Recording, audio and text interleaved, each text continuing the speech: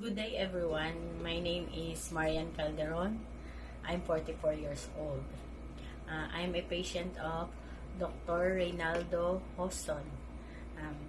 I'm a cancer patient for about a month, for almost 3 months now.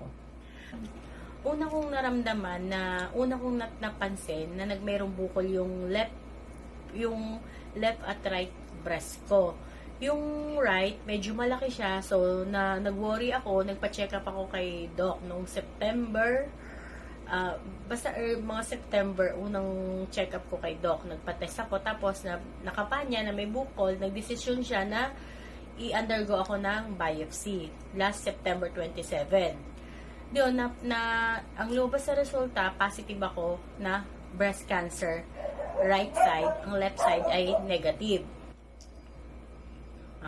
Nung malaman ko na may breast cancer ako through biopsy, syempre, ang una kong naramdaman, nag-iiyak ako ng 3 araw. Syempre, hindi ko siya matanggap na meron akong sakit. Kasi syempre, unang-una, bata pa ako. Pangalawa, bilang solo parent, iniisip ko yung 2 anak ko. Isang 17 at saka isang 11 years old.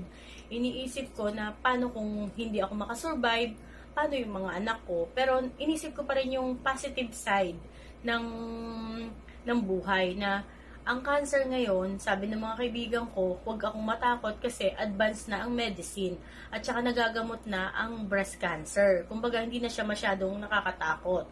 So, nung ma-diagnose ako through biopsy na may breast cancer ako, kinausap ako ni Dr. Hoson na kailangan tanggalin yung aking right breast. So, sabi niya, i-schedule niya ako ng operation. So, last October 14, 2022, inoperahan niya ako, modified radical mastectomy. Tinanggal yung buong breast ko. Inalis siya. Tapos, binayopsy ulit, lumalabas na ang nakalagay dun sa after operation na stage 3A yung cancer ko. Nung malaman ko yon, nalungkot na naman ako, pero hindi na ako umiyak kasi unang-una kong pinag-aralan sa pagkakaroon ko ng sakit na to ay matutunan kong tanggapin, acceptance na may sakit ako. Nung matanggap ko may sakit ako, so nandun pa rin ako sa positive side at saka malaki ang tiwala ko kay Dr. Hoson na gagaling ako.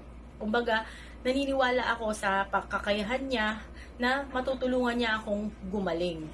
At saka desidido akong gumaling para sa mga anak ko. Kaya never kong naramdaman yung sinasabing nilang depressed o anumang anxiety na sinasabi. Hindi ko siya naramdaman kasi sinusuportahan ako ng mga anak ko, ng magulang ko, na kaya kong labanan yung sakit na ito.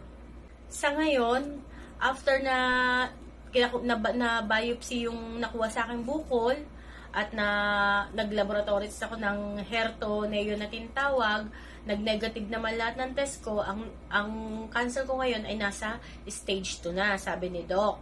So, ngayon, mag-undergo ako ng chemotherapy. Wala pa akong chemo, i-schedule pa lang, baka by December, mag-undergo na ako ng chemo. So, okay na sa akin, tanggap ko na kailangan kong i-chemo. Ang maipapayo ko sa mga nakaranas ng ganitong may sakit na cancer, huwag kayong panghihinaan ng loob. Lagi nating iisipin na nandyan lagi si Lord para gabayan tayo. Ang pagsubok lang ito. At lagi nating iisipin na ang medicine ngayon ay advanced na. Lahat ay kaya ng pagalingin. Kaya nang gamutin ang anumang sakit. Basta magtiwala lang tayo sa doktor at magpagamot lang tayo ng tama. Sumunod tayo sa lahat ng bilin ng doktor. Hanggat maaari, lagi tayong magpa-check up, maging aware tayo sa katawan natin. Pag may nakapa tayong kakaiba sa katawan natin, magpa-check up na tayo. Huwag nating hayaang lumala. Kasi, huwag nating baliwalain. Kasi, importante ang malaman kung ano yung sakit natin. Prevention is better than cure. Lagi natin tatandaan yun.